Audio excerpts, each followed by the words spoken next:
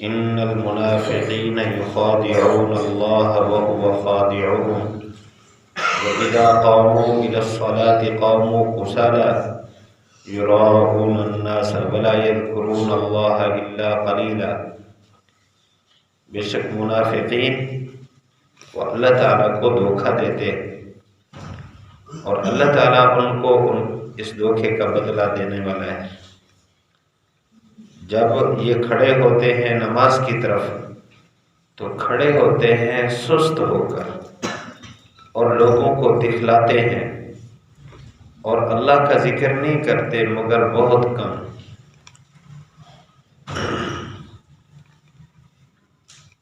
منافقین کا تذکرہ چل رہا ہے، اللہ تعالیٰ نے ان کی نشانیاں بتا کر ان کی خفیہ جو ایک وبال تھا اس کو واضح فرمایا، صفات کو واضح فرمایا۔ اس آیت میں ان کے حوالے سے 3 باتیں فرمائی۔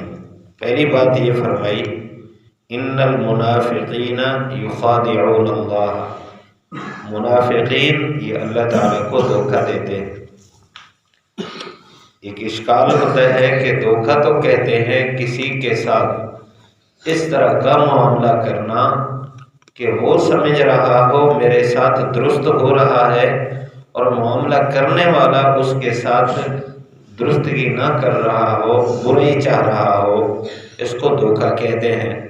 اللہ تعالیٰ تو علیم بذات الصدور، دل کے راز کو بھی جانتا ہے، تو کون اللہ تعالیٰ کو دھوکہ دے سکتا ہے؟ اللہ تعالیٰ تو علام الغیوب ہے، ہر غیب کو جاننے والا ہے، ہر چیز کو جاننے والا ہے۔ تو اس کا جواب مفسرین نے یہ دیا کہ اللہ تعالیٰ کے ساتھ ان کا معاملہ ایسے ہے جیسا کہ لوگوں کے ساتھ معاملہ کرتے ہوئے دھوکہ دہی کی جاتی ہے، اور ان کا یہ معاملہ اللہ تعالیٰ کے استحضار کے بغیر ہے۔ مثال کے طور پر وہ کہتے تھے کہ ہم مسلمان ہیں، ایمان کا دعویٰ کرتے تھے اور آ کر آپ صلی اللہ علیہ وسلم کی مجلس میں بھی بیٹھتے تھے، حالانکہ ان کے اندر ایمان نہیں تھا۔ اللہ کی ذات پر یقین، آپ صلی اللہ علیہ وسلم کو تو نبی نہیں مانتے تھے، قرآن مجید کو اللہ کی کتاب نہیں مانتے تھے۔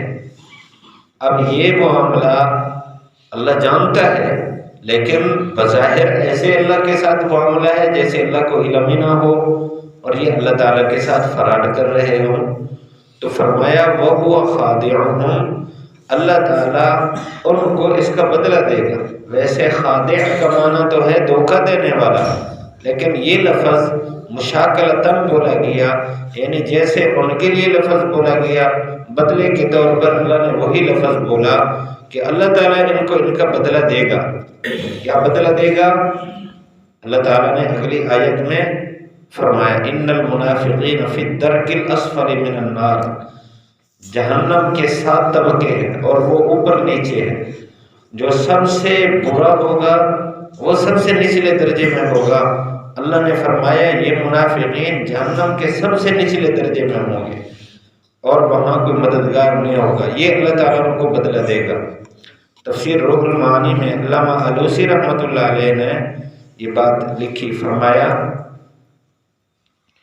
کہ اللہ تعالیٰ قیامت کے دن ان کو اس طرح اس دھوکے کا بدلہ دے گا کہ جب پل صراط سے گزریں گے وہاں انسان کے ایمان کے نور کے علاوہ کوئی نور نہیں ہوگا۔ انسان کا ایمان اور اعمال کا نور اس کو جنت سے پل صراط سے گزرے گا اور کوئی نور نہیں ہوگا۔ تو اللہ تعالیٰ ابتداءً ایمان والوں کے ساتھ ان کو لگائے گا اور یہ سمجھ رہے ہوں گے کہ ہمارا نور ہے اور ہم اس پر چل رہے ہیں۔ یہ ابتداءً اللہ تعالیٰ ان کو نور دے دے گا، لیکن اچانک سلب کر لے گا نور۔ جب سلب کرے گا تو پھر ان کے سامنے اندھیرا چھا جائے گا، پھر وہ ان کو پکاریں گے کہ ہم بھی تو دنیا میں تمہارے ساتھ رہتے تھے، ہمیں لے کر چلو، لیکن اللہ تعالیٰ ان کے اور ایمان والوں کے درمیان دیوار حائل کر دے گا، پردہ حائل کر دے گا، اور ان کو کہا جائے گا جاؤ دنیا میں جہاں سے یہ ایمان کا نور ملتا ہے وہاں جا کر ایمان کا نور لاؤ، دنیا تو ہے نہیں، وہ تو ختم ہو گئی۔ اس لیے ان کو اس طریقے پر پھر جہنم میں ڈالا جائے گا۔ دنیا میں انہوں نے اللہ تعالیٰ کو دھوکے کی صورت پیش کی، اللہ تعالیٰ قیامت کے دن اس کا بدلہ دے گا۔ اور دوسرا جملہ فرمایا وَإِذَا قَامُوا إِلَى الصَّلَاةِ قَامُوا كُسَالَىٰ، جب یہ نماز کے لیے کھڑے ہوتے ہیں تو سست سست کھڑے ہوتے ہیں۔ یہ جو سستی ہے یہ 3 درجے ہیں اس کے۔ ایک تو منافق کی سستی ہے، منافق سے مراد یہاں اعتقادی منافق ہے، جو اللہ تعالیٰ کو، اللہ کے نبی کو اور دین اسلام کو نہیں مانتا، ظاہری ان کے ساتھ چل رہا ہے۔ ان کی حالت یہ آپ صلی اللہ علیہ وسلم نے ان کی حالت بیان فرمائی کہ یہ آ کر ایسے ٹھونگے مارتے ہیں، تو یہ کھڑے ہوتے اور سست، صرف اس لیے کہ ہمیں لوگ دیکھ لیں کہ واقعی نماز میں آئے ہوئے ہیں، کہیں ہمارے اوپر نفاق کا پردہ ہے یہ فاش نہ ہو جائے، تو اس لیے یہ کھڑے ہوتے تھے، دل سے نہیں کھڑے ہوتے تھے، یراؤن الناس، اور لوگوں کو دکھلاتے تھے۔ اور ایک سستی ہے ایمان کی کمزوری کی وجہ سے، ایمان تو موجود ہے لیکن کمزوری ہے کہ اتنا کمزور ہے کہ اذان ہو گئی اور نماز کی طرف نہ آئے۔ آپ صلی اللہ علیہ وسلم نے ان کے لیے بھی بڑی سخت وعید بیان فرمائی۔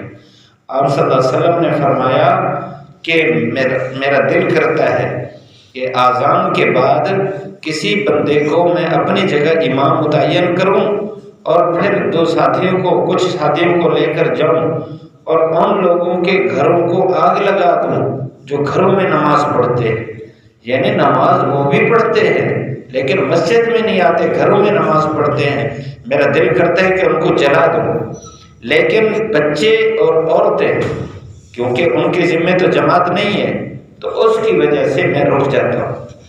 یہ رحمت للعالمین جو کسی جاندار کے جلانے کو بھی برداشت نہیں کر رہے، لیکن بے نمازی کیا نمازی لیکن جماعت میں سستی کرنے والے کا یہ معاملہ ہے، تو یہ بھی قابل مواخذہ ہے۔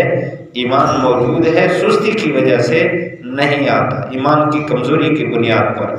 اور تیسری کمزوری ہے طبعی، مثلا ایک آدمی بیمار ہے تو اس کے کھڑے ہونے میں اس کو مشقت ہے، یا اتنا وزنی ہے کہ اس کے لیے اٹھنا اور چلنا تھوڑا مشکل ہے، تو ایسی صورت میں وہ اٹھنے میں چلنے میں تاخیر کرتا ہے اور تاخیر سے پہنچتا ہے، یا اس کو کوئی مرض ہے، مثلا پیشاب کا مرض ہے تو وہ اس میں تاخیر ہو جاتی ہے، دیر سے پہنچتا ہے، یہ قابل مواخذہ نہیں ہے۔ لیکن یہ اس وقت جب اس میں فکر موجود ہو، طبعی طور پر اس میں کوئی رکاوٹ ہے تو یہ قابل مواخذہ نہیں ہے۔ یہاں پہلی حالت کو بیان فرمایا کہ لوگوں کو دکھلاوے کے لیے آ کر نماز پڑھتے ہیں۔ تیسرا حکم وَلَا يَذْكُرُونَ اللَّهَ إِلَّا قَلِيلًا، اللہ کو بہت کم یاد کرتے ہیں۔ ایمان والوں کی صفات یہ ہے کہ ہر حالت میں اللہ کو یاد رکھتے ہیں، اور اللہ کا حکم ہے یا ایھا الذین آمنوا اذکروا اللہ ذکرا کثیرا، اللہ کو کثرت سے یاد کرو۔ اور جہاد پر اللہ تعالیٰ نے، حالانکہ دشمن سامنے ہوتا ہے اس وقت تو جان کی پڑی ہوتی ہے، تو وہاں بھی ہے فَاثْبُتُوا وَاذْكُرُوا اللَّهَ كَثِيرًا لَعَلَّكُمْ تُفْلِحُونَ، ثابت قدم رہو اور اللہ تعالیٰ کا ذکر کثرت سے کرو۔ اور عام تجارت میں اور معاملات میں بھی یہ فرمایا فَإِذَا قُضِيَتِ الصَّلَاةُ فَانتَشِرُوا فِي الْأَرْضِ، جب نماز ہو جائے زمین میں پھیل جاؤ، وَابْتَغُوا مِنْ فَضْلِ اللَّهِ، اللہ تعالیٰ کا رزق تلاش کرو، وَاذْكُرُوا اللَّهَ كَثِيرًا لَعَلَّكُمْ تُفْلِحُونَ، یعنی کاروبار میں بھی اللہ تعالیٰ کو کثرت سے یاد کرو، کثرت ذکر کا حکم ہے۔ تو ان اہم مصروفیت کی حالت میں بھی اللہ کا حکم ہے کہ کثرت سے اللہ کا ذکر کریں، زبان سے اور دل سے اور اعضاء سے تینوں طرف ذکر کی تفصیل ہے، آگے آیات میں اس کی وضاحت کر دی جائے گی۔ یہ ایمان والے کی صفت ہے۔ اور وہ جو منافق ہے اس کے بارے میں فرمایا وہ اللہ کو بہت کم یاد کرتا ہے۔ تو اللہ تعالیٰ نے یہ جو صفات بیان فرمائی اس لیے کہ ایمان والے اس طرح کی علامات سے بچ جائے۔ اللہ تعالیٰ ہم سب کو کامل ایمان نصیب فرمائے۔ پڑھ لیجئے، ان المنافقین یخادعون اللہ وهو خادعهم وَإِذَا قَامُوا إِلَى الصَّلَاةِ قَامُوا كُسَالَىٰ يُرَاءُونَ النَّاسَ وَلَا يَذْكُرُونَ اللَّهَ إِلَّا قَلِيلًا۔ ان المنافقین، بے شک منافقین، یخادعون اللہ، کہ وہ اللہ تعالیٰ کو دھوکہ دیتے ہیں، وہ خادعون، اللہ بھی ان کے دھوکے کا بدلہ دینے والا ہے۔